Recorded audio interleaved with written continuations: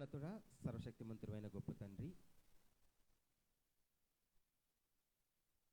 నీకు అపారమైనటువంటి ప్రేమ చేత కరుణ చేత మమ్మల్ని ప్రేమించి మమ్మల్ని ఇంకా సజీవ లెక్కలో ఉంచి దేవా యొక్క సమయంలో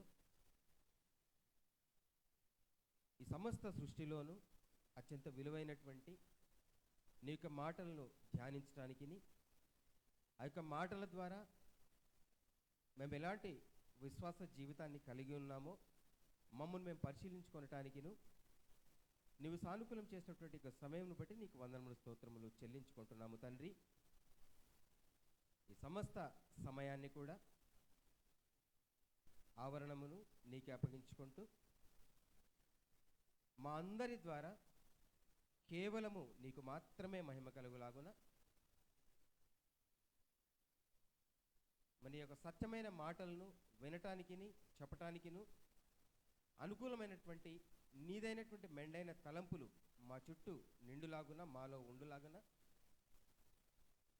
దయచేయమని, ఎవరైతే నీ సంకల్పంలో భాగస్థులై ఉంటున్నారో వారందరూ కూడా తండ్రి నీ చేత పెంచబడి విత్తబడి పెంచబడి అభివృద్ధి పొంది ఈ లోకం మీద సంధించబడిలాగున నీ కృప మా అందరి మీద కుమ్మరించమని నీ యొక్క ప్రియ కుమారుడైనటువంటి యేసుక్రీస్తు ప్రభుల వారి పేరట నిన్ను అడిగి వేడుకుంటున్నాము తండ్రి, ఆమేన్.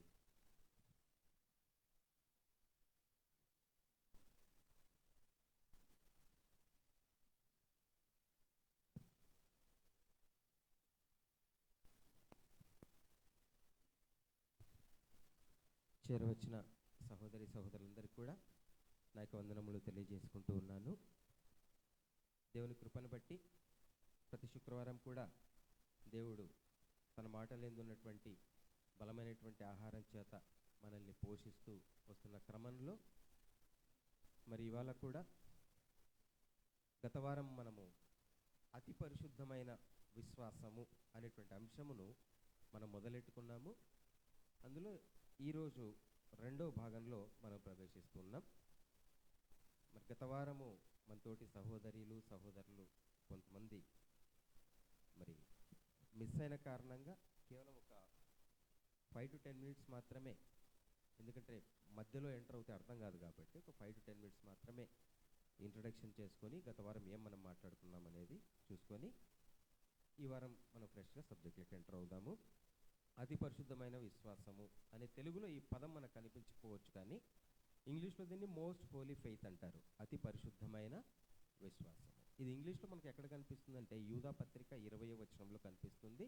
తెలుగులో ఆ మాటని మనము ఒకసారి చూసుకున్నప్పుడు, ప్రియులారా మీరు విశ్వసించు అతి పరిశుద్ధమైన దాని మీద మిమ్మును మీరు కట్టుకొనొచ్చు అనేటువంటి ఒక సూచన ఆ పద ప్రయోగాన్ని, మీరు విశ్వసించు అతి పరిశుద్ధమైన దాని మీద, మీరు విశ్వసించు దాని మీద అనట్లేదు, మీరు విశ్వసించు పరిశుద్ధమైన దాని మీద అనట్లేదు, అంటే మీరు విశ్వసించు అతి పరిశుద్ధమైన లెవెల్ ఆఫ్ ఫెయిత్, విశ్వాసం యొక్క అత్యున్నతమైన స్థాయి. అంతే కదా, అతి పరిశుద్ధం వర్డ్. మంచోడు ఒక సాధారణమైన వర్డ్, చాలా మంచోడు అంటే మంచితనము పీక్స్లో ఉంది. అలాగే ఇక్కడ మనల్ని మనము దేని మీద కట్టుకోవాలని దేవుడు ఆజ్ఞాపిస్తూ ఉన్నాడంటే, మీరు విశ్వసిస్తున్న దాని మీద అని మాత్రమే కాదు, మీరు విశ్వసిస్తున్న పరిశుద్ధమైన దాని మీద అని మాత్రము కాదు, కానీ మీరు దేని మీద కట్టబడాలి? అతి పరిశుద్ధమైన విశ్వాసం మీద కట్టబడాలి అనేటువంటి మాట ఇక్కడ మనం చూస్తున్నాం కదా. సో ఈ అతి పరిశుద్ధమైనది అనే చూసుకునే క్రమంలో భాగంగా అసలు విశ్వాసం అంటే ఏమిటి చూస్తున్నాం. విశ్వాసం అనేది 2 భావాల కలయిక. అది మనము హెబ్రీయుల రాసిన పత్రిక 11వ మొదటి వచనంలో ఈ భాగాన్ని చూస్తాం. అదేమిటి? మొదటి, నిరీక్షింపబడి వాటి యొక్క నిజ స్వరూపము అవి ఉన్నాయి అనటానికి ఒక పర్ఫెక్ట్ రుజువు. మన విశ్వాసము అంత బలమైనదిగా ఉండాలి. అదృశ్యమైనవి ఉన్నాయి అనటానికి ఒక రుజువుగా ఉండాలి. వాటి కోసం మనం ఏం చేయాలి? నిరీక్షించాలి. ఈ రెండిటి మేలు కలయికే విశ్వాసం అంటే అర్థం. సో విశ్వాసం అంటే అర్థం ఏంటి? క్రైస్తవ విశ్వాసం అని అక్కడ చెప్పలేదని, ఏ విశ్వాసమైనా అర్థం అదే. కదా. మనం గత వారం చూసుకున్నాం, మనం దేనికోసమైతే నిరీక్షిస్తూ ఉన్నామో అది కనపడినప్పుడు ఇక నిరీక్షణతో పని ఉండదు. సో ఇక్కడ ఈ 2 భాగాల్లో విశ్వాసం అనేది అందరికీ ఉందని చూసుకున్నాం. అది హైందవ సహోదరులు కావచ్చు, ముస్లిం సహోదరులు కావచ్చు, ఎవరైనా కావచ్చు, వాళ్ళకంటూ విశ్వాసం ఉంది. అలాగే దేవుని నమ్మని వాళ్ళకు ఒక విశ్వాసం ఉంది, అదేంటి దేవుడు లేడనే విశ్వాసం. సో ప్రతి ఒక్కరికి ఒక విశ్వాసం అనేది ఉందని, ఆ విశ్వాసం 2 భాగాలుగా ఉందని చూసుకున్నాము. ఈ 2 భాగాల్లో ఈ లోకం ఏమైపోయింది అంటే ఒక భాగాన్ని సాటిస్ఫై చేశారు. అదేమిటి? అదృశ్యమైంది ఉంది అని వాళ్ళు నమ్మారు. మనం ఎగ్జాంపుల్ కూడా చూసుకున్నాం. వాళ్ళు కూడా ఏ గుడికో మస్జిద్కి వెళ్ళినప్పుడు పూజలు చేస్తారు, నమాజ్ సంథింగ్ చదువుతారు. చదవడం కూడా ఎలా చదువుతారు? దయ్యమా నన్ను కాపాడాలనగా, దైవమా నన్ను కాపాడంటే అదృశ్యమైన దేవుడు ఉన్నాడనే వాళ్ళు నమ్ముతున్నారు. అంటే విశ్వాసం ఒక భాగాన్ని వాళ్ళు సాటిస్ఫై చేశారు. 2వ భాగము ఆ అదృశ్యమైన దేవుడు ఉన్నాడు అనేటువంటి నిరీక్షణ కొరబడింది. అక్కడ కొరబడిందని మీరు ఎలా చెప్తారని మనం ప్రశ్నించుకున్నప్పుడు, కొరబడిందని పర్ఫెక్ట్ ప్రూఫ్ ఏంటంటే వాళ్ళు దేనితో అయితే బ్రతుకుతున్నారో వాటన్నిటికీ ఒక రూపం కల్పించి అవే దేవుళ్ళు దేవతలు అంటూ వచ్చారు. గాలి లేకుండా మనిషి బ్రతకలేడు, గాలి దేవుడు. వాన లేకుండా నీరు లేకుండా మనిషి బ్రతకలేడు, వాన దేవుడు. సో ఏవేవి లేకుండా తాము జీవించలేదో వాటన్నిటికీ ఒక రూపం కల్పించేశారు. సో బెస్ట్ ఎగ్జాంపుల్, చేతిలోంచి డబ్బులు పడుతుంటాయి కదా విగ్రహాలు, అంటే డబ్బుకు సంబంధించిన దేవత. డబ్బుకు సంబంధించిన దేవత ఎలా ఉండాలి చూడటానికి? పూర్తిగా ఆడంబరంగా ఉంటేనే డబ్బుకు సంబంధించిన దేవత అవుతుంది. కోపంగా ఉన్న మనిషి కోసం ఏం చేశారు? నరసింహ కదా, సింహము నరుని కలిపి కోపంగా ఉన్న సింహం ఎలా ఉంటుందో మనిషి అలా తయారవుతాడని చెప్పేసి ఏం చేశారు? దానికి ఒక రూపం, అంటే వారి భావాలను రూపాల్లోకి మార్చేశారనే విషయాన్ని కూడా మనం గమనించుకున్నాం. ఇది ఎవరి విషయం? అన్యుల విషయం. సో అన్యులు ఇలాంటి విగ్రహాలలో ఉన్నప్పుడు దేవుడు ఇశ్రాయేలు జనాంగాన్ని ఎన్నుకొని వాళ్ళకు ఒక చట్టాన్ని ఇచ్చాడు. దాని పేరే ధర్మశాస్త్రం. సో వాళ్ళకి ఒక విశ్వాసం, దీన్ని మీరు విశ్వసించండి, ధర్మశాస్త్రాన్ని మీరు విశ్వసించండి అని చెప్పేసి దేవుడు ధర్మశాస్త్రాన్ని ఇచ్చాడు. కానీ ఆ ధర్మశాస్త్రాన్ని వాళ్ళు పరిపూర్ణంగా అమలు చేయగలిగారంటే ఎవరు కూడా అమలు చేయగలిగారు. దానికి కూడా ఏం చేశారు? ఏది దేవుడు చెప్పాడు దానికి వ్యతిరేకంగా చేస్తూ వచ్చారు. దేవుడు క్లియర్గా వార్నింగ్ ఇచ్చాడు, దీనికి మీరు ఏది కలపకూడదు, ఏది తీసివేయకూడదని క్లియర్గా దేవుడు చెప్పాడు. కానీ అలాంటి ఒక ఇజ్రాయెల్ జనాంగం ఎవరికైతే ధర్మశాస్త్రాన్ని ఇస్తూ ఆయన ఇచ్చిన ఒక గొప్ప కాంప్లిమెంట్ ఏంటంటే, చుట్టూ ఉన్న ప్రజలంతా చూసి ఇంతటి గొప్ప వివేకము కలిగిన జనములకి ఎవరు అనే వాళ్ళు వశం చేసుకోవాలట. ఇజ్రాయెల్ను చూసి చుట్టూ ఉన్న మిగతా వాళ్ళంతా కూడా ఇంత గొప్ప వివేకము కలిగినటువంటి జనము ఎవరు లేరు అని అంత గొప్ప కాంప్లిమెంట్ ఇచ్చారు ధర్మశాస్త్రాన్ని. సో దాన్ని కూడా వాళ్ళు ఏం చేశారు? దాన్ని కూడా మీరి దేవుని విసర్జించి వాళ్ళు అన్యులతో కలిసిపోయి ఆ యొక్క విశ్వాసాన్ని కూడా భ్రష్టపట్టించేశారు. దానికి కలపడము తీసేటువంటి మంచి ఉదాహరణ మేము చూస్తున్నాం గత వారము. అంటే ఇది మనం మాట్లాడుతున్నది భూ సంబంధమైన ఇజ్రాయెల్ గురించి మాట్లాడుతున్నాం. ఇక క్రీస్తు తర్వాత వరకు రాలేదు, అక్కడ తాగిపోయింది. సో ఆ ఇజ్రాయెల్ శరీర సంబంధమైన ఇజ్రాయెల్ ఏం చేశారు? అన్యులతో కలిసిపోయి వాళ్ళని పెళ్లి చేసుకుంటూ, పెళ్లికి ఇచ్చుకుంటూ, వారి విగ్రహాలను ఏదైతుందో వారంతా కంప్లీట్గా పులికి పుచ్చుకొని దీంట్లోకి కలిపేశారు. ప్రభు కాలం వచ్చేటప్పటికి ఒక్కరిగా ఉండవలసిన వాళ్ళంతా ఏమైపోయారు? పరిసయ్యులు, సద్దుకాయులు, పాపులు, సుంకర్లు అనేటువంటి మెయిన్ తెగలుగా వాళ్ళు విభజించబడ్డారు. వీళ్ళల్లో పరిసయ్యులు, సద్దుకాయులు ధర్మశాస్త్రాన్ని విశ్వసించేటువంటి వాళ్ళు. ఇక్కడ మనం ఒక ముఖ్యమైన హెచ్చరిక మనం జ్ఞాపకం చేసుకున్నాం. అదేమిటి అంటే, ఆ కాలంలో ఎప్పుడు ప్రభువు ఉన్నటువంటి కాలంలో పరిసయ్యులు, సద్దుకాయులు ధర్మశాస్త్రాన్ని నమ్మేవాళ్ళు. ఎవరైతే ధర్మశాస్త్రాన్ని నమ్మేవాళ్ళో ఆ ధర్మశాస్త్రం ఎవరి గురించి బోధిస్తూ ఉంది? ఇజ్రాయెల్కు సంబంధించి ప్రభు యొక్క రాకడ గురించి, ప్రభు గురించి బోధిస్తూ ఉంది. దానిని ధ్యానిస్తున్నటువంటి సద్దుకాయులు, పరిసయ్యులు అదే ప్రభువుని ఏం చేసేసారు? తిరస్కరించిన విషయాన్ని మనం చూసాం కదా. లైక్ వైజ్ సేమ్ అదే విధంగా ఏమాత్రము కూడా తేడా లేకుండా ప్రభు శరీరధారగా ఈ లోకంలో ఉన్నప్పుడు ఎలాంటి పరిస్థితి ఉందో, అంటే ఎవరైతే ధర్మశాస్త్రాన్ని ధ్యానిస్తూ, బోధిస్తూ, అనుసరిస్తూ వస్తూ ఉన్నారో వాళ్ళు ఎవరైతే వ్యతిరేకించారో, ఇప్పుడు ఆ ధర్మశాస్త్రానికి బదులుగా మనకి ఏమి ఇవ్వబడింది? ఒక నిబంధన ఇవ్వబడింది కదా, క్రీస్తు కృప సత్యం. మనం చూసుకున్నాం కదా, ధర్మశాస్త్రము మోషే ద్వారా అనుగ్రహించబడితే కృపా సత్యము క్రీస్తు ద్వారా మనకు అనుగ్రహించబడింది అనే విషయాన్ని మనం చూస్తున్నాం. సో ఈ కృపా సత్యము ఎవరికైతే అనుగ్రహించబడిందో ఈ కాలంలో అప్పుడు జరిగినట్లే ఎవరైతే ఈ కృపా సత్యాన్ని కరెక్ట్గా అధ్యయనం చేసి సరైన రీతిలో అధ్యయనం చేసి సరైనటువంటి సత్యాన్ని బోధించవలసినటువంటి సోకాల్డ్ పరిసయ్యులు సద్దుకైన ప్లేస్లో ఎవరున్నారు ఇప్పుడు? సోకాల్డ్ బోధకులు ఉన్నారు. సో అదే మిస్టేక్, అదే తప్పు ఇవాళ కూడా అదే జరుగుతూ ఉందనే విషయాన్ని మనకి ఒక ఎగ్జాంపుల్ ద్వారా చూస్తున్నాం. అదేమిటి? అతి పరిశుద్ధమైనటువంటి స్థలాలు, విందులలో అగ్రస్థానాలు కోరుకోవడం, సంత వీధులలో వందనాలు కోరుకోవడం, ఇవన్నీ కూడా మనం ఉదాహరణగా చూస్తున్న ప్రియ సహోదరులు. మరి ముఖ్యంగా మనము మత్తయి సువార్త 23:2 చూస్తున్నాము, ఆల్రెడీ చూసుకున్నాం. అది శాస్త్రులను పరిసయ్యులను మోషే పీఠమందు కూర్చుని వారు వీళ్ళే. సద్దుకైలోని శాస్త్రులు కూడా వస్తారు, సద్దుకైలు పరిసయ్యులు. సో పరిసయ్యులు సద్దుకైలు ఎక్కడ కూర్చుంటారంట? మోషే పీఠం మీద కూర్చుంటారు. అంటే వాళ్ళు ఆ పేరు పెట్టేసుకున్నారు. ఇవాళ కూడా ఏమంటున్నారు? ఇక్కడ ఎవరైతే ఉంటున్నారో వాళ్ళు ఒక సపరేట్ తెగ అయిపోయింది, ఒక సపరేటు. వాళ్ళు ఇక మానవ మాత్రులు కాదు, వాళ్ళు స్ట్రైట్గా దేవుని యొక్క ప్రతినిధులం మేము. ఇక్కడ ఉన్నవాళ్ళు అక్కడ ఉన్నవారు ఒక వర్గం అయిపోతే ఇక్కడ ఉన్నవారు అలాగే ఫీల్ అవుతున్నారు. అప్పుడు అలాగే ఫీల్ అయ్యారు. మోషే పీఠం అని పేరు పెట్టుకొని మనకందరికీ ధర్మశాస్త్రం ఇచ్చిన మోషేని మీరు ఎంత గౌరవిస్తారో మమ్మల్ని కూడా అంతే గౌరవించాలి. ఆనాడు వాళ్ళు ఎలాగ అనుకున్నారో ఇవాళ కూడా ప్రియ సహోదరి సహోదరులారా, ప్రభుకు మీరు ఎంత వాల్యూ ఇస్తారో మాకు కూడా అంతే వాల్యూ అని మేము ప్రభుకు ప్రతినిధులము అని చెప్పుకునేటువంటి కాలంలో మనం ఎంత యాసిటీస్గా జరుగుతూ వస్తుందో మనం జాగ్రత్తగా గమనించాలి. సో ఆ యొక్క పరిస్థితుల్లో మనము నిలబెట్టినటువంటి వాక్యము లూకా సువార్త 16వ అధ్యాయము 16వ వచనం. లూకా సువార్త 16వ అధ్యాయము 16వ వచనం. యోహాను కాలము వరకు ధర్మశాస్త్రమును ప్రవక్తలలో ఉండేది, అప్పటి నుండి దేవుడి రాజ్య సువార్త ప్రకటింపబడుచున్నది. చూసారా? యోహాను కాలం వరకు ధర్మశాస్త్రము ప్రవక్తలు ఉన్నారని చెప్పేసి మనం ఇక్కడ చూసుకుంటా ఉన్నాం. సో ధర్మశాస్త్రం యోహాను కాలం వరకు ఉంటే దాని తర్వాత వచ్చింది ఏమిటో చూడండి ఒకసారి. యోహాను సువార్త 1వ అధ్యాయము 17వ వచనము. యోహాను సువార్త 1వ అధ్యాయము 17వ వచనం. ధర్మశాస్త్రము మోషే ద్వారా అనుగ్రహింపబడెను, కృపయు సత్యమును యేసుక్రీస్తు ద్వారా కలిగెను. ఎగ్జాక్ట్ గా ఇక్కడే మనము ఆపేసాం కదా వారం.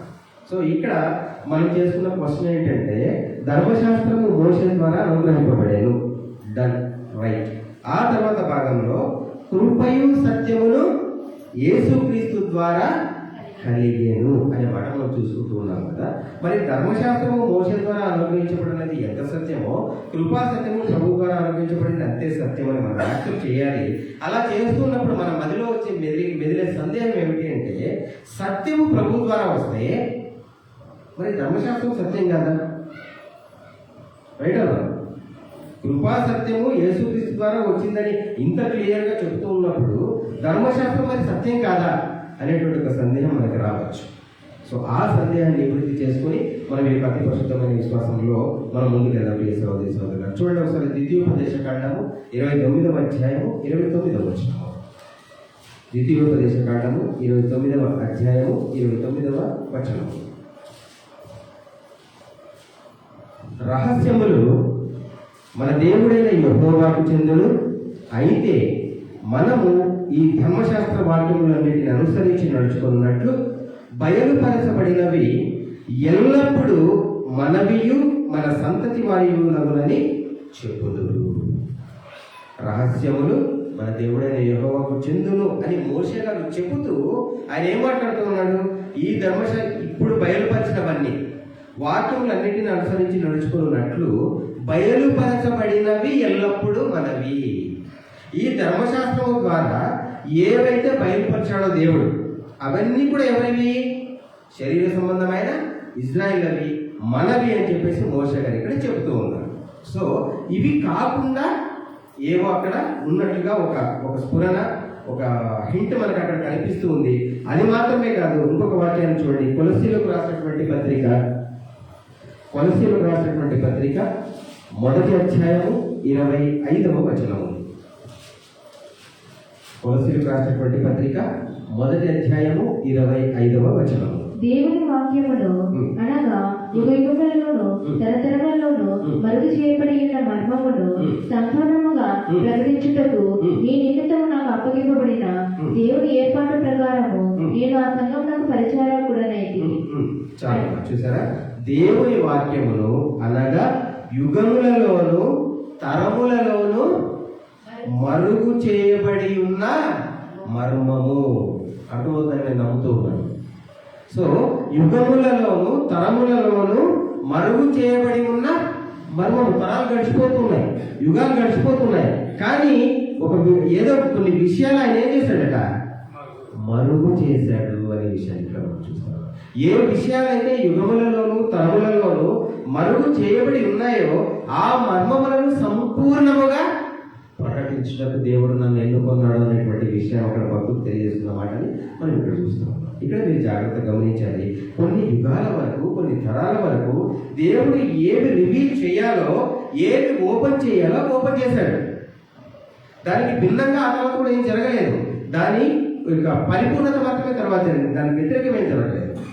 ఉదాహరణకి 100% దేవుడు రివీల్ చేయాలి అనేది 100% ఒక సంగతి అయితే దాంట్లో 20% ఎవరికి వాళ్ళకి ఇచ్చాడు. మిగిలిన 20% ఆ ఫుల్ఫిల్మెంట్ ఉంది కదా, పరిపూర్ణత ఉంది కదా, అది యుగాల వరకు తరాల వరకు అలాగే పెట్టాడు. దానికి కూడా ఒక పర్పస్ ఉంది, ఒక ధ్యేయం ఉంది. ఆ తర్వాత యుగాలు తరాలు కొన్ని గడిచిపోయిన తర్వాత కాలము సంపూర్ణమైనప్పుడు లెటర్స్ ఎఫెసీయులకు రాసిన పత్రిక 1వ అధ్యాయం 8 మరియు 9 వచనములు.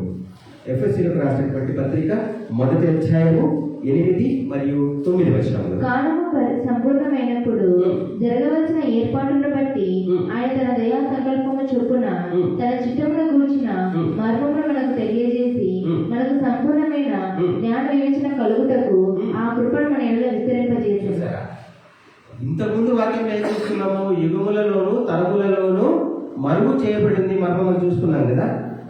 ఇప్పుడేం చూసుకుంటున్నాము, కాలము సంపూర్ణమైనప్పుడు జరగవలసిన ఏర్పాటును బట్టి ఆయన తన దయా సంకల్పము చొప్పున తన చిత్తమును కూర్చిన మర్మమును మనకు తెలియజేసి, ఏదైతే యుగములలోను తరములలోను మర్మముగా ఉంచబడిందో ఆ యొక్క మర్మమును ఇవాళ దేవుడు ఏం చేశాడట, మనకి తెలియజేసి మనకు సంపూర్ణమైన జ్ఞాన వివేచన కలుగుటకు ఆ కృపను మన ఎడల విస్తరింపజేశాను. ఒకసారి పదాన్ని ఆలోచించండి. ఆయన ఏం చేశాడు, కంప్లీట్ జ్ఞానాన్ని ఇచ్చాడు. దానికి కూడా నిజమైనటువంటి తర్కబద్ధమైనటువంటి వివరణ ఉంది మనకి. అదేమిటి అంటే, పితరుల దినమందు ఆయన ఎవరి ద్వారా మాట్లాడాడు, పూర్వకాలం మందు పితరులతోనూ ప్రవక్తల ద్వారా మాట్లాడిన దేవుడు ఈ దినములో ఎవరి ద్వారా మాట్లాడాడట, కుమారుడి ద్వారా కదా. సో మోషే సేవకుడుగా ఉన్నాడు, మనం ఎలా ఉన్నాము, కుమారుడుగా. ఒక మంచి ఉదాహరణ చెప్తానండి. ఇవాళ చిన్న బిడ్డలు ఉన్న వాళ్ళు, కొడుకులు కూతురు ఉన్న వాళ్ళు ఇక్కడ ఉన్నారు కొంతమంది. ఒకసారి ఆలోచించండి ప్రాక్టికల్గా. నాకు 2 కొడుకులు ఉన్నారు కదా. నేను ఇప్పుడు నైట్ ఇంటికి వెళ్తూనే, ఇప్పుడు చేయాలనుకోండి, ఒక 5-6 సంవత్సరాల క్రితం నేను చెప్పే ఇన్సిడెంట్ జరిగేది అనమాట. నేను నైట్ ఇంటికి వెళ్తూనే డాడీ అని చేసి నా మీద పడేవాడు. ఓకే, ఇప్పుడు నా ఇంటికి మా నాన్న వచ్చాడు అనుకోండి, నేను డాడీ అని ఎగిరి పట్టుకున్నాను అనుకోండి, ఎలా ఉంటుంది, ఎప్పెట్టుకుంటుందా? ఇది ఎందుకు మీకు చెప్తున్నానంటే, ధర్మశాస్త్రాన్ని ఎవరికైతే ఇచ్చాడో వాళ్ళు ఎలా ఉన్నారు, ఒక చిన్న బిడ్డలాగా, ఒక బాల శిక్ష నేర్చుకోవాల్సినలాగా వాళ్ళు ఉన్నారు దేవుని దృష్టిలో. కానీ ఇప్పుడు మనం ఎలా ఉన్నాం, సంపూర్ణ జ్ఞాన వివేచన వచ్చింది మనకి. చూడండి ఒకసారి, అది కూడా క్లియర్ కట్ వాక్యానుసారంగానే మనం ఆలోచిద్దాము. గలతీయులకు రాసినటువంటి పత్రిక 3వ అధ్యాయము 24వ వచనము. గలతీయులకు రాసినటువంటి పత్రిక 3వ అధ్యాయము 24వ వచనము. కాబట్టి మనము విశ్వాసము మూలమున నీతిమంతులమని తీర్చబడినట్లు క్రీస్తునందుకు మనలను నడిపించుటకు ధర్మశాస్త్రము మనకు బాల శిక్షకు గాయను. చూసారా, ధర్మశాస్త్రం ఎలా ఉంది మనకి, క్రీస్తునందుకు మనలను నడిపించుటకు మనకి బాల శిక్షకుడు ఆయను. బాల శిక్ష అంటే దేనిని పోలుస్తూ మాట్లాడుతున్నాడు దేవుడు ఇక్కడ? నాకు తెలిసిన నాకు తెలియాలి, ఒక చెప్పిన హ్యాపీ క్లియర్. ధర్మశాస్త్రము మనకు బాల శిక్షకుడు ఆయను. నేను చెప్పే ఆన్సర్. మళ్ళీ క్వశ్చన్ అడుగుతున్నా, బాల శిక్ష అంటే దేనిని ఉదాహరిస్తూ చెప్తున్నాడు ఆయన?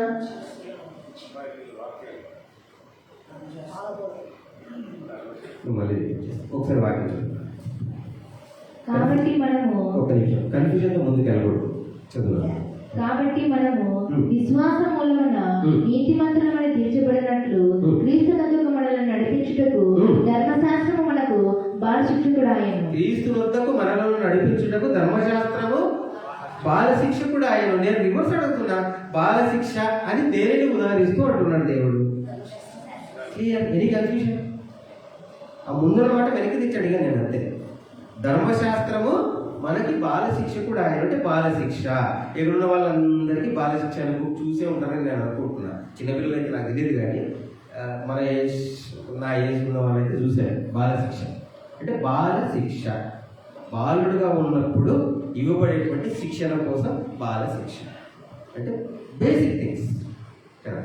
ధర్మశాస్త్రం కూడా ఎలా ఉందట? బాల శిక్ష. ప్రభువును అర్థం చేసుకోవడానికి, పాత నిబంధన లేకుండా ప్రభు అర్థం కాడు. ప్రభువుని అర్థం చేసుకోవడానికి, ప్రభు ప్రణాళిక అర్థం చేసుకోవడానికి, దేవుని ప్రణాళిక అర్థం చేసుకోవడానికి నువ్వు బేసిక్గా క్లియర్ కట్గా నీకు అర్థం కావాలి అంటే ధర్మశాస్త్రం లేకుండా ఆయన మనకు అర్థం కాడు. దేవుని ప్రణాళిక ధర్మశాస్త్రం లేకుండా మనకు అర్థమే కాదు. కానీ ధర్మశాస్త్రం ఎలా ఉంది? బాల శిక్ష లాగా ఉంది.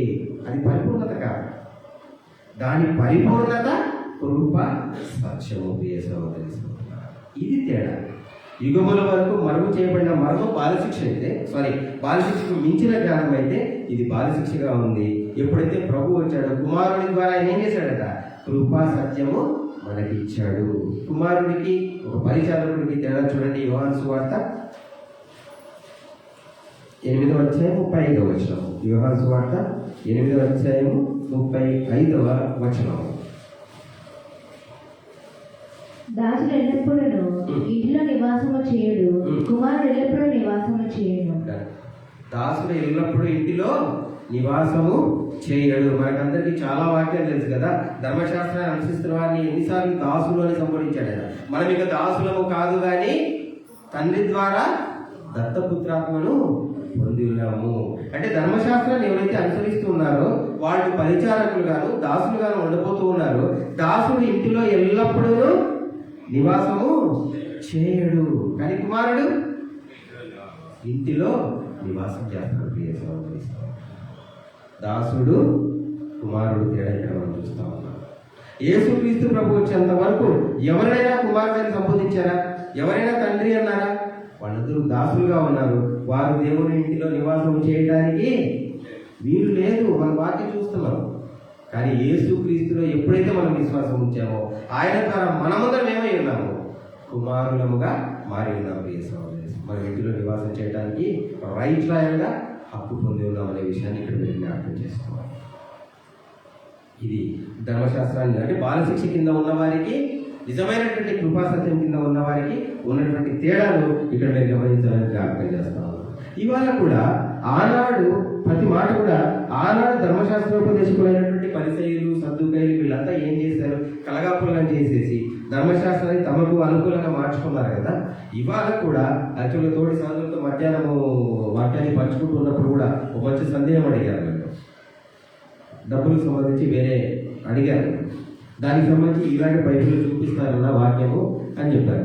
సో ఇవాళ కూడా మనం దాంట్లో ఉంటే ఎలా ఉంటుందో చూడండి ఒకసారి. అంటే మనకు కావాల్సింది ఏదో పాత ధర్మశాస్త్రం నుంచి ఒక ముక్క తీసుకొని, కొత్త నిబంధన ఇంకో ముక్క తీసుకొని ఇలా కలగాపులకం చేయకుండా ఉంటే బాలశిక్ష కింద ఉండు. బాలశిక్ష కింద ఉంటే ఎలా ఉంటామో తెలుసా? చూద్దామా? ఏ మాట అయినా సరే, ఒక విశ్రాంతి దినం సబ్జెక్ట్ అవ్వచ్చు, దశభాగం సబ్జెక్ట్ అవ్వచ్చు, ఎవ్రీథింగ్ ఏదైనా తీసుకోండి. ధర్మశాస్త్ర సంబంధమైన రూల్ కింద నీవు గినక ఉంటే, నీవు అది పాటిస్తే నువ్వు ఎలా ఉంటావో చూడు ఒకసారి. గలతీయులకు రాసిన పత్రిక 5వ అధ్యాయం 4వ వచనం. గలతీయులకు రాసిన పత్రిక 5వ అధ్యాయం 4వ వచనం. అయితే కాలము పరిపూర్ణమైనప్పుడు దేవుడు తన కుమారుడిని పంపెను.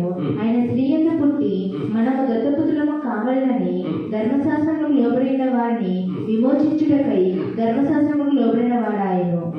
మరియు మీరు కుమారులై ఉన్నందున నాయన తండ్రి అని మొరపెట్టు తన కుమారుని 1 సెకండ్. గల్తీ రాష్ట్ర పత్రిక 5:4 మీకు ధర్మశాస్త్రం వలన నీతిమంతులని తీర్చబడి వారెవరో వారు క్రీస్తుల నుండి బొత్తిగా వేరు చేయబడి ఉన్నారు, కృపలో నుండి తొలగిపోయి ఉన్నారు. నేనైతే చెప్పట్లేదు కదా, క్లియర్గా ఏం చెప్తున్నారు అక్కడ దేవుడు. ధర్మశాస్త్రం వల్ల నీతిమంతులను తీర్చబడి వారు ఎవరో వారు క్రీస్తులో నుండి బొత్తిగా, ఆ పద ప్రయోగం యొక్క గాంభీర్యత మనం గమనించాలి. బొత్తిగా వేరు చేయబడి ఉన్నారు, కృపలో నుండి తొలగిపోయి ఉన్నారు. చూసారు, మనకు అనుకూలమైన ముక్క ఒకటి ఏదో ఉందని దాంట్లో నుంచి ఒకటి తీసుకొని దీంట్లో నుంచి ఒకటి తీసుకొని కలగులు గంప చేసేసి మనం ఏం వింటున్నామో ఏం ఆచరిస్తున్నామో కూడా అర్థం కాకుండా చేస్తూ ఉన్నాము. ఒకసారి ఆలోచించండి, మనం చేస్తున్న అనేకమైనటువంటి విషయాలు ఎలా ఉన్నాయి, ధర్మశాస్త్రానికి రిలేటెడ్గా ఉన్నాయి. ఎప్పుడైతే ధర్మశాస్త్రానికి రిలేటెడ్గా నువ్వు ఉన్నావో క్రీస్తు కృప నుండి, అది ఎవరైనా కావచ్చు, వాళ్ళు పూర్తిగా అసలు రిలేషనే లేదు క్రీస్తుకి అనేటువంటి మాట ఇక్కడ మనం చూస్తున్నాం. మీకు ఒక ఆశ్చర్యకరమైన విషయం చెప్పిన, సోకాళ్ళు బైబుల్ జ్ఞానం జ్ఞానం జ్ఞానం జ్ఞానం అని వెంపర్లాడుతున్న వారు రేపు ఇదే సంప్రదాయాన్ని ఆచరిస్తూ ఉన్నారు. పస్కా రేపు పస్కా. యాక్చువల్గా ప్రభు యూదుల క్యాలెండర్ ఏదో చేస్తారు కదా సంవత్సరానికి ఒకసారి, అది రేపు ఆచరిస్తూ ఉంటారు. ఈ సందర్భంగా జ్ఞాపకం వచ్చి, అంటే ధర్మశాస్త్రంలో ఏదైతే దేవుడు చెప్పాడు సంవత్సరానికి ఒకసారి మీరు ఆచరించాలి అని, అదేం చేస్తున్నారు వాళ్ళు, రేపే ఆచరిస్తున్నారు వాళ్ళు కదా. దేవుని కృప మన వాడుకలో లేదు, నిలబెట్టుకోవాలి. ఆ సార్థకతను మనం నిలబెట్టుకోవాలి.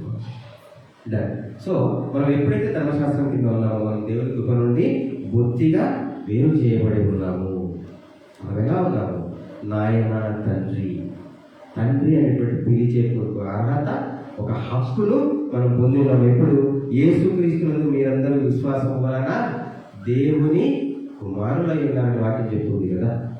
సో ఎప్పుడైతే యేసుక్రీస్తునందు విశ్వాసం ఉంచామో మనము కుమారత్వాన్ని పొంది ఉన్నాం. సో కుమారత్వాన్ని పొందినప్పుడు ఒకసారి ఆలోచించండి, జనరల్గా ఒక భౌతికమైన తల్లిదండ్రులాగా మనం ఆలోచిద్దాం. మనకి పిల్లలు ఉన్నారు కదా, మనకి ఆస్తి ఏదో సంక్రమించి ఉంటుంది మన తల్లిదండ్రుల గురించి. ఈ రెండింటిలో ఏది మనం పేరు చేసుకున్నా కూడా, మా ఇంట్లో పనిచేసే వాళ్ళు ఎవరు లేరు, అంత స్తోమత లేదు.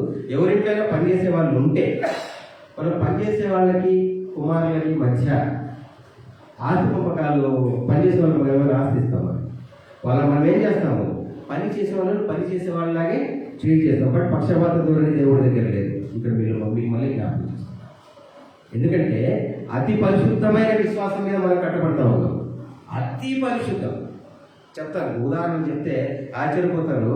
నేను అందుకే కొంతమంది రిక్వెస్ట్ చేశాను రమ్మని. అదేంటంటే మనం క్రైస్తవ జీవితంలో నిజంగా బ్రతకాలని ఇష్టపడుతూ ఉన్నాం, కష్టపడుతూ ఉన్నాం, వెంపర్లాడుతూ ఉన్నాం.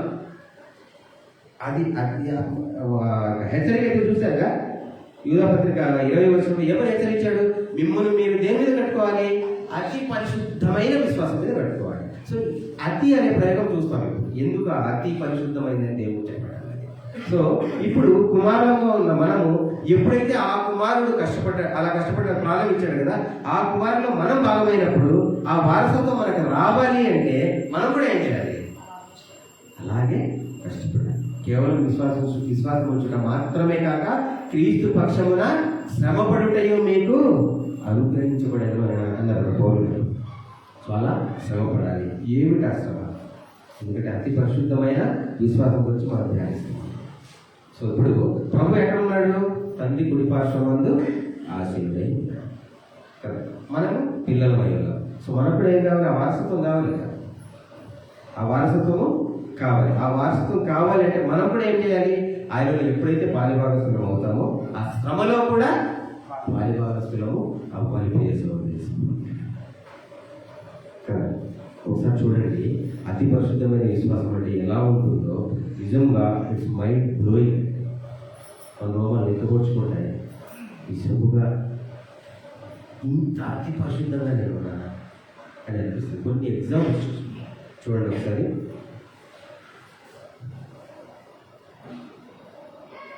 మత్తయి గారు రాసినటువంటి సువార్త,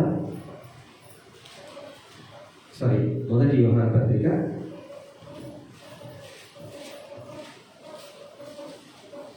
3వ అధ్యాయము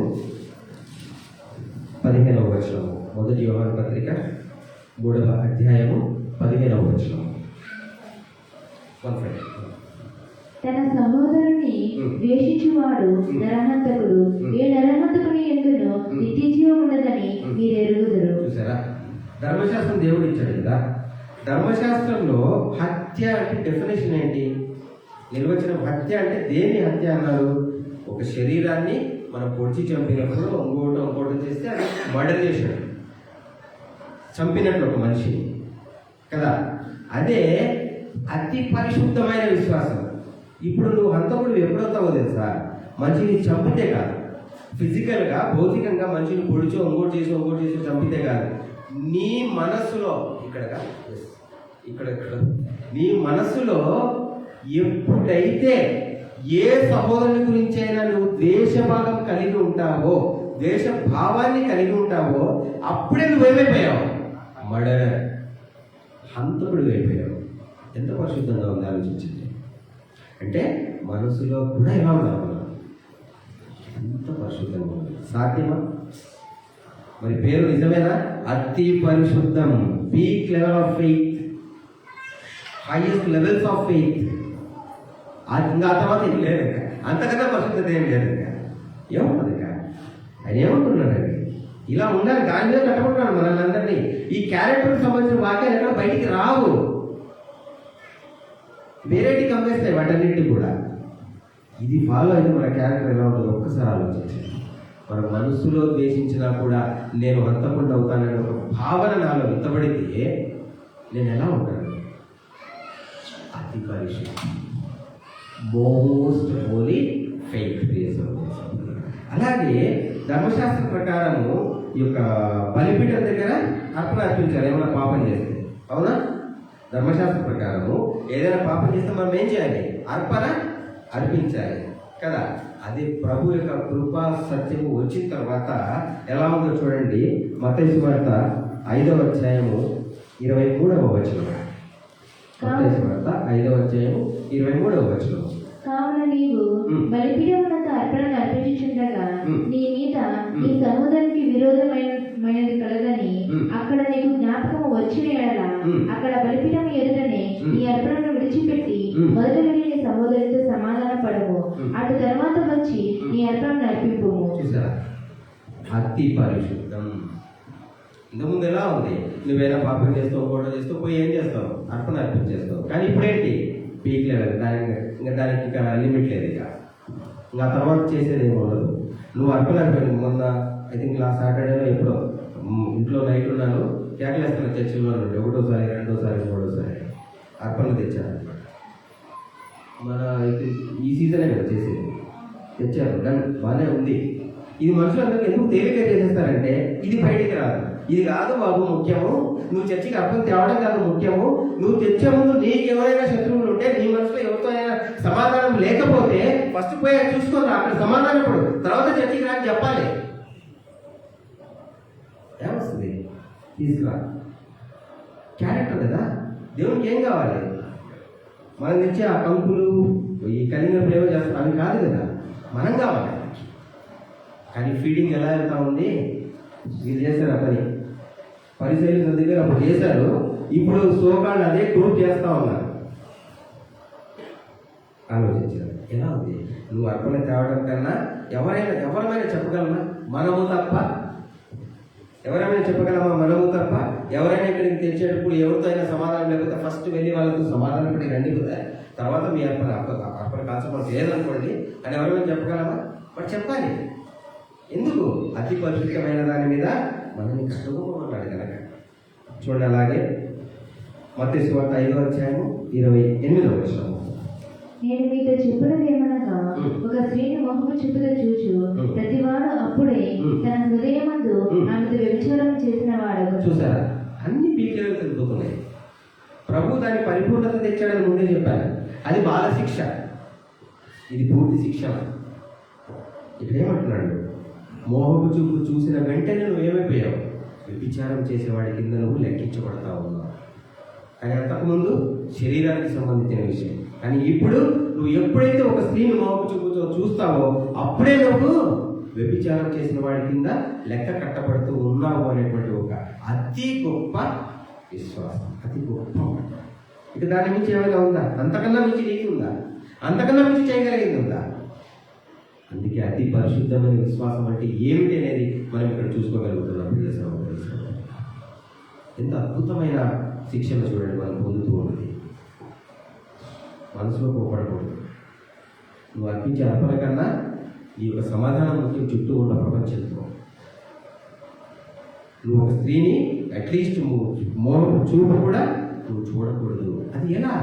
ఉదాహరణగా అంటే ఒక భయపడి చెప్పట్లే ఇక్కడ. నీ ప్రవర్తన ఎలా ఉండాలి, మన ప్రవర్తన ఎలా ఉండాలి, దానికి సంబంధించినదిగా ఉండాలని చెప్పేసి ఇక్కడ మీరు జ్ఞాపకం చేసుకున్నారు. మళ్ళీ దీన్ని ఇంకో యాంగిల్లో మీరు తీసుకెళ్ళకండి.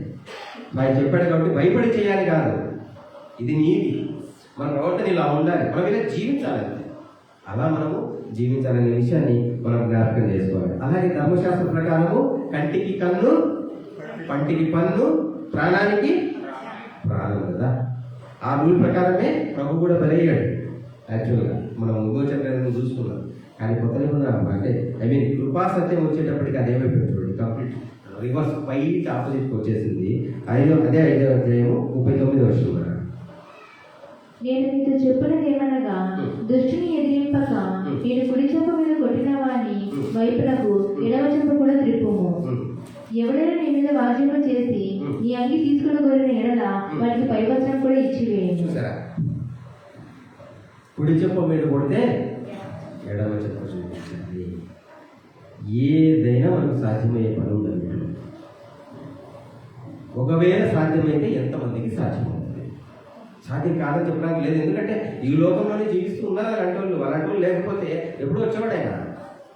వాళ్ళు సెలెక్ట్ అవుతున్నారు కనుకే ఇంకా లేట్ అవుతుంది. మనకి ఉన్నారు ఖచ్చితంగా, కానీ ఎంతమంది ఉంటారు? ఎందుకే పదే పదే పదే నొక్కి వకానికి చెప్తాను, మెజారిటీలో ట్రూత్ అన్నది ఉండదు. మెజారిటీలో ట్రూత్ అన్నది ఉండదు. ప్రూఫ్ ఒక్కటే చెప్తాను నేను. ప్రభువుని అనుసరించిన వాళ్ళు 12 మంది. ఎంతమంది అనుసరించారు ఆయన్ని? అనేక జనసమూహాలు వెంబడించారు, కానీ చివరికి మిగిలింది ఎంతమంది? 12 మంది మిగిలారు. ఇవాళ కూడా అదే జరుగుతూ ఉంది. చాలా తక్కువ మంది మాత్రమే ఎన్నికవుతున్నాడు. చిన్న మంద ఎందుకన్నాడు ఆయన? ఈ క్యాలిక్యులేషన్ తెలుసా ఆయనకి. సో ఈ అతి పరిశుద్ధం. ఇప్పుడు మనం మాట్లాడినమాట కుడి చెంప మీద కొడితే ఎడం చెంప చూపించాలన్నాడు కదా. నిజంగా కుడి చెంప మీద కొడితే ఆయన ఎన్ని చెంపలు వాయిస్తాం మనం? ఒక్క కుడి చెంప మీద కొడితే ఆయన ఎన్ని చెంపలు వాయిస్తామో, ఏం వాయిస్తామో ఆ తర్వాత ఇష్యూగా ఆ తర్వాతే తెలియదు. కానీ ప్రభు చెప్తూ ఉన్నాడు, నీ కుడి చెంప మీద కొడితే ఎడమ చెంప చూపించు అంటున్నాడు. చూడండి సార్, లేవియా కాండము 19వ అధ్యాయము 18వ వచనం.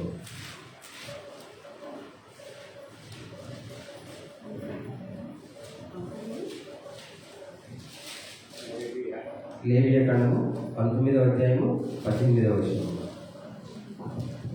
కీడుకు ప్రతి కీడు చేయకూడదు, నీ ప్రజల మీద కోపముంచుకొనక నిన్ను వలె నీ పొరుగువారిని ప్రేమింపవలెను. నిన్ను వలె నీ పొరుగువారిని ప్రేమించవలెను అని ఇక్కడ మనం చూస్తా ఉన్నాం కదా. పొరుగువాడు ఇన్ ద సెన్స్ మన చుట్టూ ఉన్న వాళ్ళ ఏమిటనేది ధర్మశాస్త్ర ప్రకారం చెప్తాం. పొరుగువారిని ప్రేమించాలని. కానీ ఇప్పుడు పీక్ లెవెల్ ఏంటి దానికి చూద్దాం. ప్రతిదానికి ఎక్కడికి నాకు ఆ పదం ఏం వాడాలో కూడా అర్థం కావట్లేదు.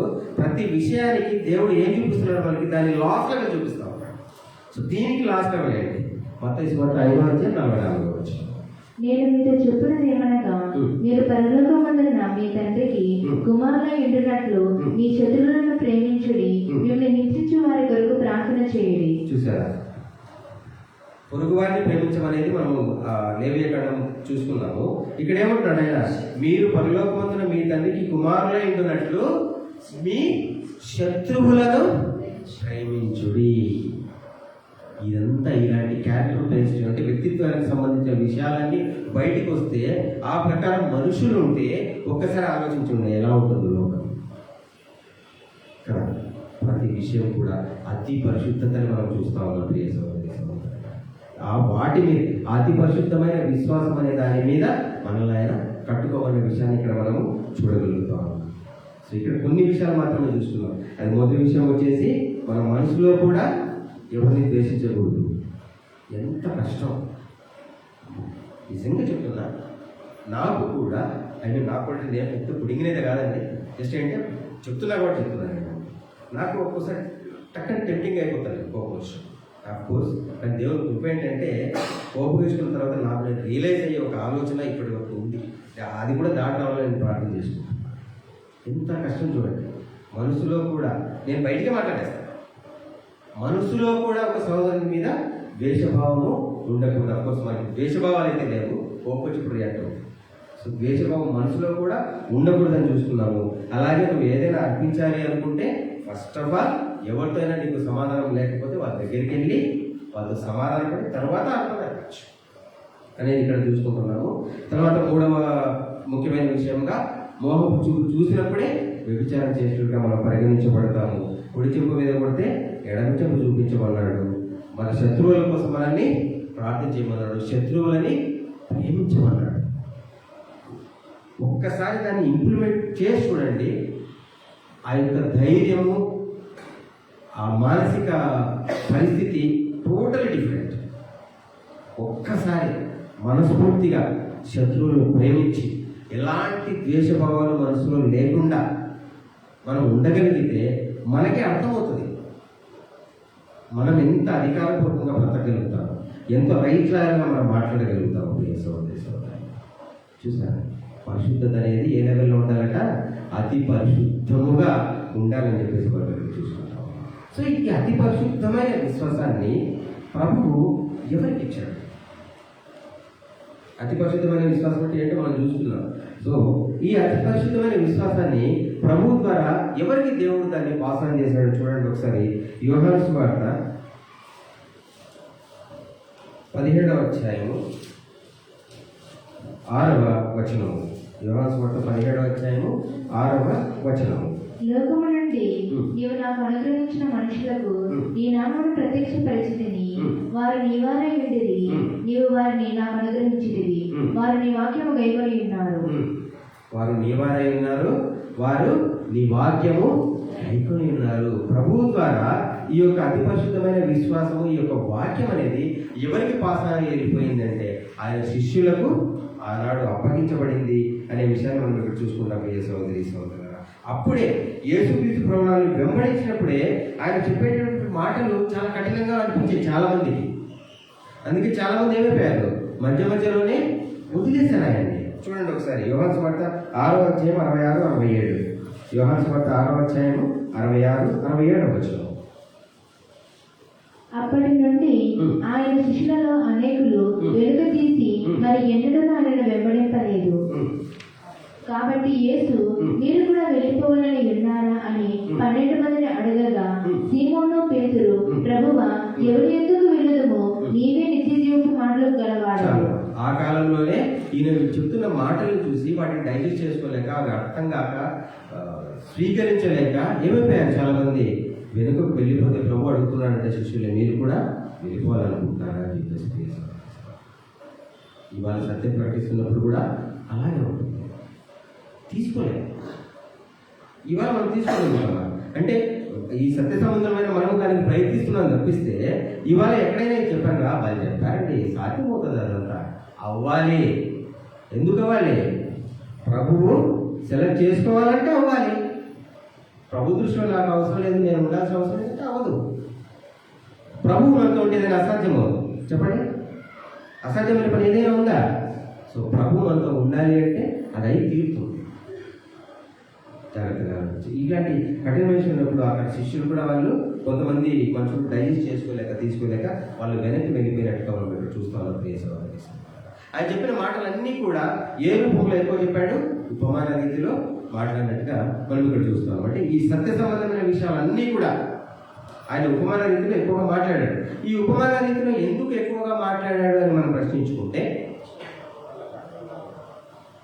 సాధారణ సత్య సంబంధము మాత్రం కాకుండా సాధారణంగా క్వశ్చన్ చేసుకున్నప్పుడు నేనైతే నేను అది వీడియో సంథింగ్, ఆ వీడియో క్లిప్పింగ్ కూడా నేను పోయింది నా మొబైల్లో. అయితే ఒక ప్రముఖ పేరు పొందిన ఒక సువార్థికుడు చెప్పే మాట ఏంటంటే, యేసుక్రీస్తు ప్రభుల వారు ఉపమాన రీతిలో ఎందుకు మాట్లాడాడు అంటే, అరటి పండు ఒలిచి పెట్టిన రీతిలో అర్థం అవ్వటానికి మాట్లాడాడు. ఆయన అన్నాడు. సాధారణంగా మనం కూడా ఆలోచిస్తే ఏమనిపిస్తుంది అంటే ఒక కథ రూపంలోనో యేసుక్రీస్తు ఉపవారీతిలో ఎందుకు మాట్లాడాడని గమనించినప్పుడు సాధారణంగా మన స్ఫురణకు వచ్చేది ఏంటి, అర్థం కావాలని మాట్లాడింటాడు అని మనకు అనిపిస్తుంది కదా. జాగ్రత్తగా ఆలోచిద్దాం, నిజంగా అర్థం కావాలని మాట్లాడా చూద్దాం ఒకసారి. ఇదే డౌట్ శిష్యులకు వచ్చింది. ఎందుకు ప్రభువా ప్రతిసారి మీరు ఉపవారీతిలో మాట్లాడుతున్నారు, కారణం ఏంటని అడిగారు శిష్యులు. మత్తయి సువార్త 13వ అధ్యాయము 10వ వచనం. మత్తయి సువార్త 13వ అధ్యాయము 10వ వచనం. తర్వాత శిష్యులు వచ్చి నీవు ఉపమాన రీతిగా ఎందుకు వారితో మాట్లాడుచున్నావని ఆయన అడగగా, సారీ ఫస్ట్ మొదటి విషయం చదువుతున్నా, 13వ అధ్యాయం మొదటి విషయం. ఆ దినమందు యేసు ఇంటి నుండి వెళ్ళి సముద్ర తీరంలో కూర్చుండేను. చూసారా, అక్కడ జరుగుతున్న నేపథ్యాన్ని చెప్పడానికి నేను మొదటి వచ్చి చదివించాను. అక్కడ ఏం జరుగుతుందంటే సముద్ర పుట్టున కూర్చొని ఆయన ప్రసంగించాడు. ఆ ప్రసంగించినప్పుడు ప్రజలు ఉన్నారు, ప్రజలతో పాటు శిష్యులు కూడా ఉన్నారు. సో ప్రసంగించిన తర్వాత జరుగుతున్న అంశం ఇది. శిష్యులు అడిగారట, నీవు ఉపమాన రీతిగా ఎందుకు వారితో మాట్లాడుచున్నావని అడిగారట. ఇది మనకు అర్థం కావడానికి ఆల్రెడీ సిస్టర్స్ కొంతమంది చూసారు, ఇంకోసారి మనం దాన్ని ట్రై చేద్దాం. చిన్నపిల్లలు ఎవరు లేరు కాబట్టి ఆకర్షణ. ఒక నిమిషం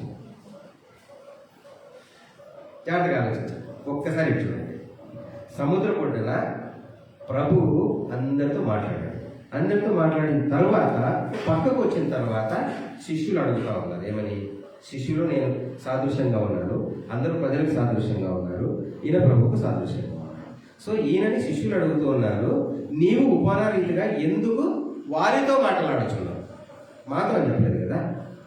నీవు అంటే ప్రభువు ఉపమాన రీతిగా ఎందుకు వారితో మాట్లాడుతున్నావని అడిగినప్పుడు ఆయన చెప్పిన సమాధానం చూడండి ఒకసారి. పరలోక రాజ్య మర్మములు ఎరుగుట మీకు అనుగ్రహింపబడి ఉన్నది, కానీ వారికి అనుగ్రహింపబడలేదు. చూసారా ఆయన చెప్పిన ఆన్సర్ ఏంటి? పరలోక రాజ్య మర్మములు ఎరుగుట మీకు అనుగ్రహింపబడి ఉన్నది కానీ వారికి అనుగ్రహింపబడలేదు. దట్స్ వై, అందుకే ఆయన ఉపమాన రీతిలో మాట్లాడినట్లుగా మనం ఇక్కడ చూస్తా ఉన్నాము. కొంతమందికి సందేహం ఉంది, మళ్ళీ మీరు వెళ్ళి 100 సార్లు పరిశీలించండి, మీకు ఇదే సత్యం బతుకుతుంది. ఎందుకంటే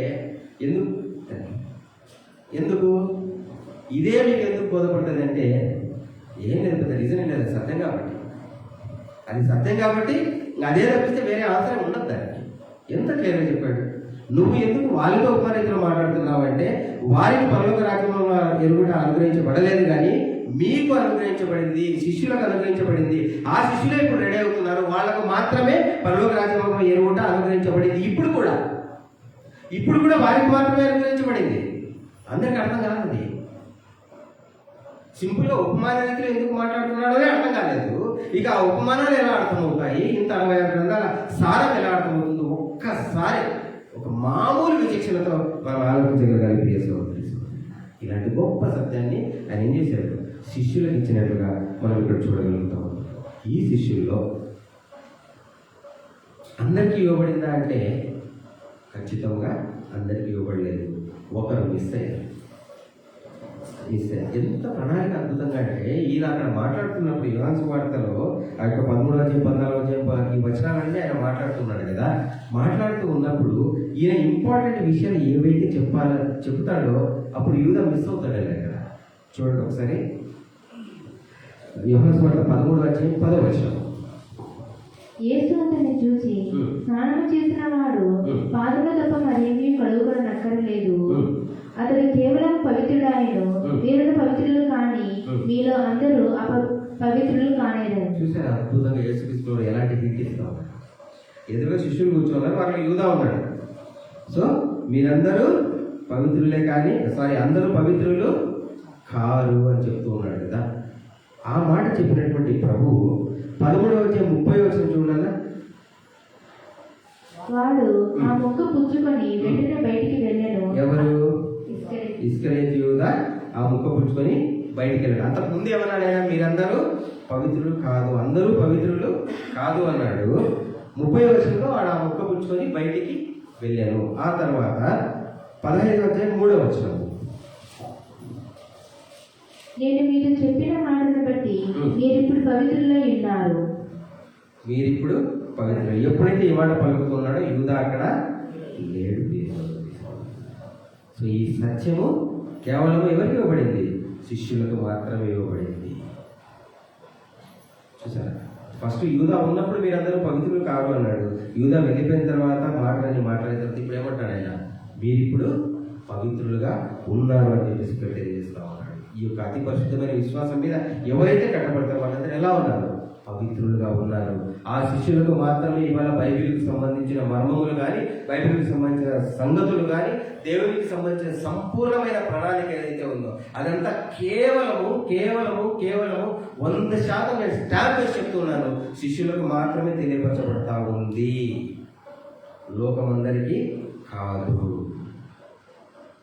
అనేది ఇక్కడ మనం నిరూపణ చేసుకున్నాం కదా. చెప్పాడు కదా, శిష్యులకు మాత్రమే పరలోక రాజ్యము మర్మములు ఎరుగుట అనుగ్రహించబడి ఉన్నది కానీ అందరికీ కాదు అని చెప్పేసి ఆయన తెలియజేస్తున్నాడు. దానికి కూడా నిష్కారణంగా అయితే కాదు, పక్షపాత దూరంలో ఆయన చేయలేదా? ఇది మీకు జ్ఞాపకం చేస్తా ఉన్నాను. ఇప్పుడైతే అంశం కాదు కాబట్టి దాని నేను వెళ్ళట్లేదు. అలాగే చూడండి ఒకసారి. అప్పుడు శిష్యులతో ఎప్పుడైతే ప్రభు మాట్లాడుతున్నాడో ఆ సందర్భంలోనే ఇంకొక ముఖ్యమైన మాట కూడా చెప్తున్నాడు. యోహాను సువార్త 16వ అధ్యాయము 12వ వచనం.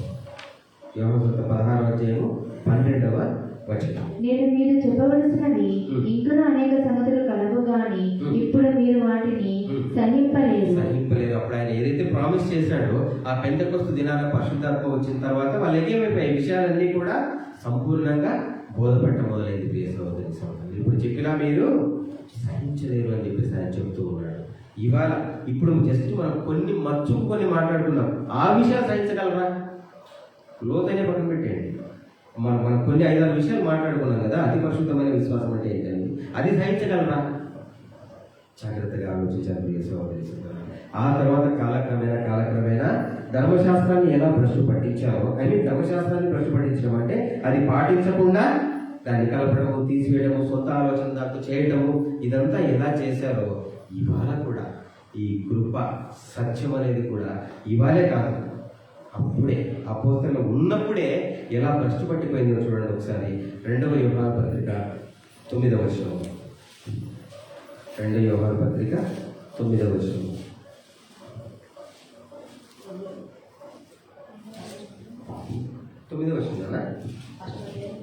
మన పాపములను 2వ యోహాను పత్రిక అన్నారు 9వ వచనం. నేను చదువుతాను.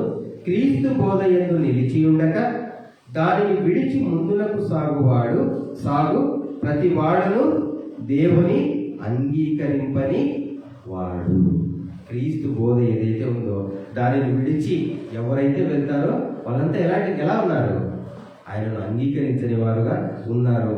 అది ఇప్పుడు మొదలైన జాడ్యం అయితే కాదు, అది అప్పుడే మొదలైంది. చూసుకున్నాం కదా, ఆనాడే అగ్రస్థానాలను వాళ్ళు కోరుకున్నారు, సంఘంలో గౌరవాన్ని వాళ్ళు కోరుకున్నారు. ఇవాళ అదే కదా జరుగుతుంది.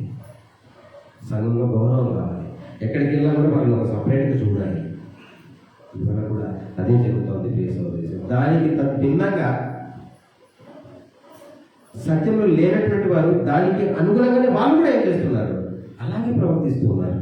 వాళ్ళు ఏది కోరుకుంటున్నారో వీళ్ళు ఇస్తూ ఉన్నారు, వీళ్ళు ఏది కోరుకుంటున్నారో వాళ్ళు ఇస్తూ ఉన్నారు. అందుకే ఏమైనా తమకు అనుకూలమైన బోధకులను పోగు చేసుకుంటారు. ఎవరికి అనుకూలమైన? తమకు అనుకూలమైన బోధకులను వాళ్ళు పోగు చేసుకుంటారని పౌలు గారు ఆనాడే హెచ్చరించిన విషయాన్ని మనం జ్ఞాపకం చేసుకుంటున్నాం.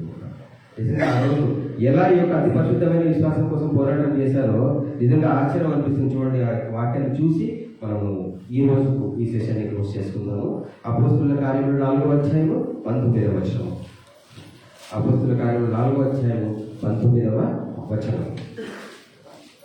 అందుకు పేతురును యోహానును వారిని చూచి, దేవుని మాట వినుట కంటే మీ మాట వినుట దేవుని దృష్టికి న్యాయమా? మీరే చెప్పుడి. మేము కన్న వాటిని విన్న వాటిని చెప్పగా ఉండలేమని వారికి ఉత్తరం ఇచ్చి. వారి వల్ల అవ్వట్లేదు. ఆ ప్రశ్నించే వాళ్ళు అధికారులు ఏమంటున్నారు? మీరు చెప్పకండి ఈ మాటలన్నీ అంటున్నారు కదా. అలా అన్నప్పుడు వారి యొక్క ధైర్యం చూడండి. అధికారులు ఎదురు వాళ్ళు ఏమని సాక్ష్యం చెప్తా ఉన్నారు? దేవుని మాట వినుట కంటే మీ మాట వినుట దేవుని దృష్టికి న్యాయమా? మీరే చెప్పండి. వాళ్ళని క్వశ్చన్ చేస్తున్నారు. వాళ్ళ ధైర్యం ఉందా? మన మాట వింటే న్యాయం అని చెప్పే ధైర్యం ఉందా? ఎలాంటి పని చేశారో, ఎలాంటి పరిస్థితుల్లో వాళ్ళు పనిచేశారో ఆలోచించండి సహోదరి సహోదరు. అందుకే అంత గొప్ప గిఫ్ట్. ఆ గిఫ్ట్ గురించి మనం తర్వాత సెషన్లో మాట్లాడుకుందాం. ఎందుకంటే అతి పరిశుద్ధమైనది ఫాలో అవుతున్నప్పుడు ఆ గిఫ్ట్ కూడా ఎలా ఉండాలి? అతి హైయెస్ట్ గిఫ్ట్ అయ్యాలి. ఇక అంతకు మించిన గిఫ్ట్ ఉండకూడదు. అంతకు మించిన పరిశుద్ధత లేదు. అతి పరిశుద్ధమైన విశ్వాసానికి మించిన పరిశుద్ధత లేదు.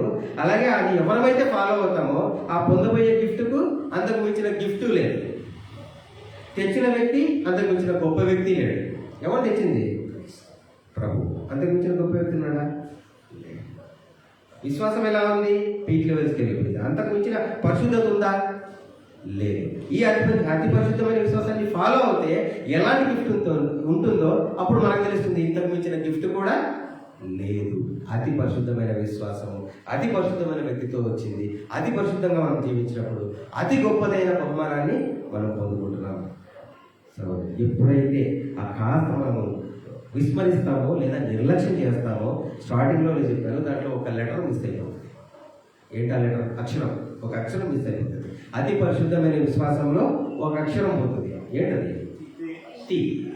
అప్పుడు ఏమైపోయింది? అపరిశుద్ధమైన విశ్వాసం. ప్రభులో ఉండాలి అంటే ఆ లెటర్ యాడ్ అవ్వాల్సిందే. ఆ ప్రకారం మనం జీవించడానికి ప్రయత్నం చేయాల్సిందే అని చెప్పేసి ఈ సందర్భంగా నేను జ్ఞాపకం చేస్తున్నాను. ముగింపులో చిన్న విన్నపం ఏంటంటే, ఇక్కడ ఎవరిని క్రిటిసైజ్ చేయడం కానీ ఇంకొకరిని చిన్న చూపు అక్కడ ఈ కాన్సెప్ట్ మన దగ్గర లేదు. ఎందుకంటే దేవుడు క్లియర్గా మనకు బయలుపరిచాడు.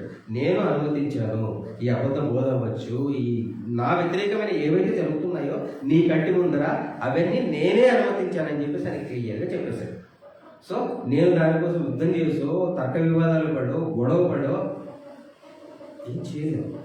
మన బాధ్యత ఏంటి? నేను ఎంతవరకు రాయించుకున్నా, నాకు ఇవ్వబడిన ఈ అతి గొప్ప విశ్వాసాన్ని, ఆ అతి పరిశుద్ధమైన విశ్వాసాన్ని నేను ఎంతమందికి పంచుతూ ఉన్నా, ఎంతమందిని నేను ప్రేరేపిస్తున్నా, ఎంతమందిని నేను దగ్గరికి తీసుకున్నా దేవునికి దగ్గరగా అనేటువంటి కోణంలో మాత్రమే ఈ కార్యక్రమం మనం చేస్తున్నాం. కానీ ఒక గ్రూప్ అవ్వాలనో ఇంకోటో మన ఉద్దేశం కాదని మరొకసారి జ్ఞాపకం చేస్తా ఉన్నాను. మరి 3వ భాగము ఐ హోప్ అది ముగింపు భాగం కూడా అవుతుంది. సో వచ్చే శుక్రవారం కూడా, ఎందుకంటే కంటిన్యూ మిస్ అవ్వకండి, మళ్ళీ రిక్వెస్ట్ చేస్తున్నా. ఆ ముగింపులో మనకు ఆ గొప్ప బహుమానం ఏంటి అంతా కూడా మనం చూసుకొని ముగించుకుంటాం. ఇంకా మీ అందరికీ కూడా వందనాలు చెల్లించుకుంటాం. ముగింపు ప్రార్థన చేసుకుందాము.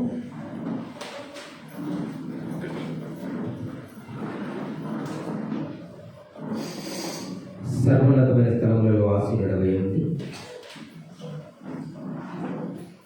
ఈ రాత్రికాల సమయంలో తండ్రి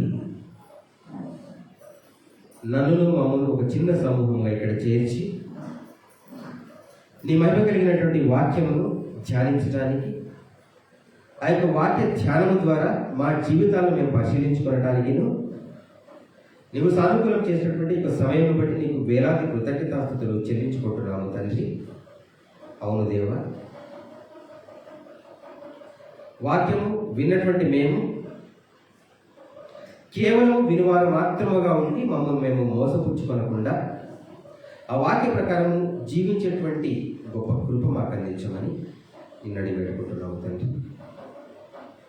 నిజంగా నీవు మాకు తోడుంటే ఏది కూడా అసాధ్యమైనది ఏది కూడా లేదని నీవు మాకు వాగ్దానం చేసి ఉన్నావు. అనేకమైనటువంటి విషయాల్లో మా వ్యక్తిగత జీవితంలో నిరూపణ చేసి ఉన్నావు కనుక తండ్రి, ఈనాడు మేము ధ్యానించుకున్నటువంటి అంశమైనటువంటి అతి పరిశుద్ధమైనటువంటి విశ్వాసం మీద మమ్మల్ని మేము కట్టుకొనటానికి, అలాగే నీవు మాకు తోడుగా ఉండి నడిపించమని వేడుకుంటున్నాము దేవా. ఈ సమయంలో ఎంతమందిలో అయితే ఈ సత్య వాక్యాన్ని నీవు విత్తి ఉన్నావో, నిశ్చితమైతే నీ సంకల్పంలో భాగమైతే విన్న ప్రతి ఒక్కరు కూడా తండ్రి దాని ప్రకారం జీవించేలాగున ఈ అతి గొప్ప అతి పరిశుద్ధమైనటువంటి ఇక మితి లేనటువంటి అతి పరిశుద్ధమైనటువంటి విశ్వాసమును మరి ఎంతమందికి అయితే వీరికి అంతమందికి చాటడానికి వారిని సంధించమని నేను వేడుకుంటున్నాము తండ్రి. నీ సన్నిధిలో ఉన్న ప్రతి ఒక్క సహోదరి సహోదరుని బట్టి జ్ఞాపకం చేసుకుంటూ మళ్ళీ వాక్యంలో సెలవిచ్చిన రీతిలో మేమందరం కూడా ఏదైతే ధ్యానించి ఉన్నామో దాన్ని తండ్రి మరి పరిశీలించుకొని మరి ఒకసారి అది సత్యమని రుజువు చేసుకొని ఆ క్రమంలో మా జీవితం మరల్చుకునేలాగున నీ కృప మా మీద కుమరించమని వేడుకుంటున్నాము తండ్రి. మరి ముఖ్యంగా ఈ అతి ఉన్నతమైనటువంటి వెలకట్టలేనటువంటి నిర్వచింపలేనటువంటి ఈ గొప్ప సత్యాన్ని ఈ ప్రొద్దుటూరు పట్టణంలో తెచ్చి మరి సహోదరుడు వర్మగారి ద్వారా నీవు ఇచ్చిన విధానాన్ని బట్టి ఆ సహోదరుని బట్టి నీ సన్నిధిలో జ్ఞాపకం చేసుకుంటున్నాము తండ్రి. నిజంగా ఒక గొప్ప వాక్యాన్ని తండ్రి ఆ సహోదరుని ద్వారా నీ మాకు అందించావు నాయన. మరి అదే క్రమంలో ఈ యొక్క అతి గొప్ప విశ్వాసానికి సంబంధించి ఈ వాక్యానికి సంబంధించి ఎంతమంది అయితే మరి ప్రయాసపడుతున్నారో పని చేస్తూ ఉన్నారో వారందరినీ బట్టి బ్రదర్ కృష్ణమూర్తి గారిని బట్టి వెంకటరమణ బ్రదర్ను బట్టి కుట్టి బ్రదర్ను బట్టి వారందరినీ బట్టి జ్ఞాపకం చేసుకుంటూ వారిని నీకు అప్పగించుకుంటూ వారి ప్రతి పనిలో కూడా తోడు నీడగా ఉండి ముందుకు నడిపించమని వేడుకుంటున్నాము తండ్రి. మరి అదే క్రమంలో మరి ఈ యొక్క ప్రొద్దుటూరు సంఘంలో తండ్రి నీవు ఇచ్చినటువంటి ప్రతి ఒక్కరిని బట్టి జ్ఞాపకం చేసుకుంటూ ఇది ఏ ఒక్కరి స్వార్థాపేక్ష కోసం కాకుండా నీ వాక్యం కోసమే పనిచేస్తున్న వారంగా మమ్మల్ని నీవు మార్చిన విధానాన్ని బట్టి స్తోత్రాలు చెల్లించుకుంటూ ఎన్నుకున్న విధానాన్ని బట్టి నీ వందనాలు చెల్లించుకుంటూ తండ్రి మమ్మల్ని నడిపిస్తూ ఉన్నటువంటి సుధాకర్ సార్ని బట్టి జ్ఞాపకం చేసుకుంటున్నాము దేవా. మరి ఇంకా వయసులో కూడా ఆయన ప్రయాసాలకు వచ్చి మమ్మల్ని నడిపిస్తున్న విధానాన్ని బట్టి నీవిచ్చేటువంటి ఆ శక్తిని బట్టి తండ్రి నీకు వేలాది కృతజ్ఞతలు చెల్లించుకుంటున్నాము తండ్రి. మరి యొక్క సమయంలో నీ యొక్క వాక్య ధ్యానాన్ని ముగించుకున్నటువంటి మేము ఈ మందిరాలను దాటి వెళ్ళిన వెంటనే తండ్రి ఆనాడు మరి తండ్రి రోడ్డు మీద పడినటువంటి దారి మీద పడినటువంటి తండ్రి విత్తనాలను మరి ఆకాశ పక్షి ఎలాగైతే ఎత్తుకెళ్ళిపోయిందో అలా కాకుండా ఈ వాక్యమైనటువంటి విత్తనం మా మధ్య నిక్షిప్తం చేసుకుని అది ఫలించులాగా నీ కృపకు వేడుకుంటున్నాము తండ్రి. ఈ క్షణం నుంచి జరుగు ప్రతి క్షణం కూడా కేవలం విశ్వాసంలో బలపడేందుకు మాత్రమే మాకు సహాయకరంగా ఉండమని ఆ విధానంలో తండ్రి మమ్మల్ని మరింత బలంగా ముందుకు నడిపించమని నీ యొక్క భీకోవల్పరాడి వేడుకుంటున్నాము తండ్రి. ఆమేన్. పరలోకమందున్న మా తండ్రి నీ నామం పరిశుద్ధపరచబడునుగా, నీ రాజ్యం వచ్చునుగా, నీ చిత్తముగా